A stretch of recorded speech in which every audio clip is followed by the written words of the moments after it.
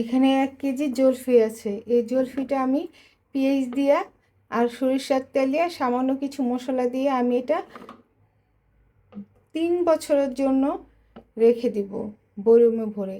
কিচ্ছু হবে না, ফাঙ্গাস পড়বে না, নষ্ট হবে না, ছাত্রা পড়বে না এবং খেতে খিচুড়ি কি বোয়া দিয়ে খুবই টেস্টি হবে।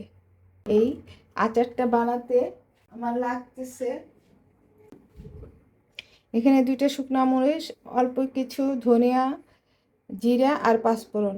এগুলি আমি ভেজে ফাঁকি করে তারপর এটার সাথে মিশিয়ে আমি পেঁয়াজ দিয়ে এই আচারটা করব। এখন আমি এগুলা ভাজা করব।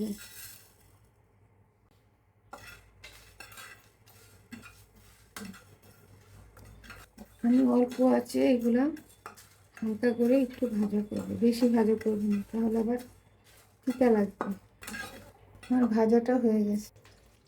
এখন আমি যেই মশলাটা দেখিয়েছেন সেটা গুঁড়া করেছি আর পাটার বেটে গুঁড়া করেছি হালকা ভেজে, আর লবণটা দিয়ে আমি এটা মাখাবো।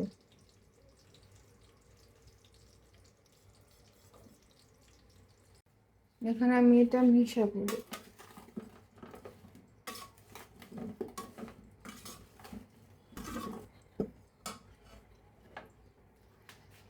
আমি এখন আচারটা বানাবো। আমার জলফই আচার বানাতে লাগতেছে সরিষার তেল। এই হচ্ছে সরিষার তেল।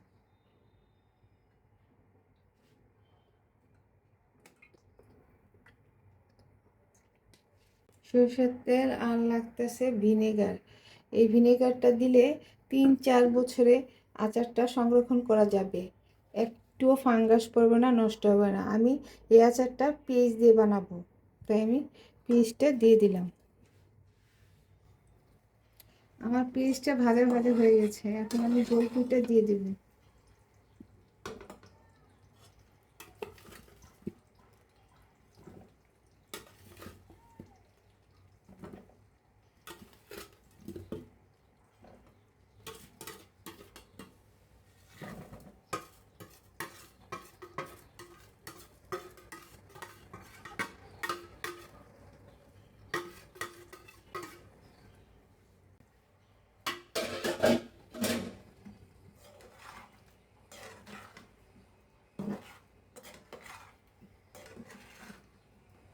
এটা কিন্তু আমি কাঁচা জলফই ডিরেক্টলি আমি তেলে দিয়ে দিচ্ছি।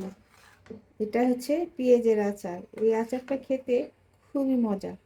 আমি এই আচারটা সবসময় বানিয়ে খাই। এখন আস্তে আস্তে তেলে আচারটা সিদ্ধ হোক। আমার আচারটা তেলে সিদ্ধ হয়ে গেছে, পেঁয়াজটাও ভাজা ভাজা হয়ে গেছে। এখন আমি চিনিটা দিয়ে দেব।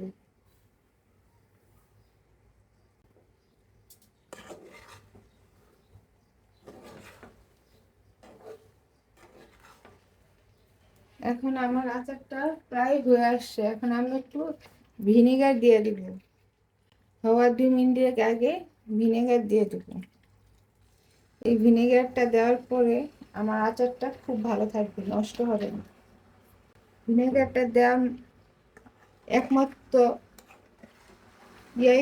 লক্ষ্যই হচ্ছে আচারটা সংগ্রহ করার জন্য, যাতে আচারটা নষ্ট না হয়ে যায়।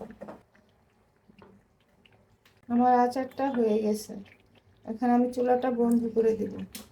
এটা আমাদের বিক্রমপুর স্টাইলের পেঁয়াজ দিয়ে জলফি আচার। এই আচারটা আমি পেঁয়াজ দিয়ে করেছি। এটা ভুনা খিচুড়ি অথবা ভাত দিয়ে পানি ডাল অথবা পানি খিচুড়ি দিয়ে খেতে অসম্ভব মজা।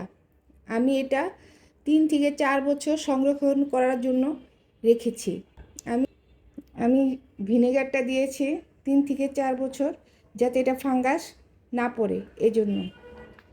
আচারটা খুবই মজা। আমি অল্প কিছু মশলা দিয়ে এই আচারটা তৈরি করেছি। আল্লাহ হাফেজ।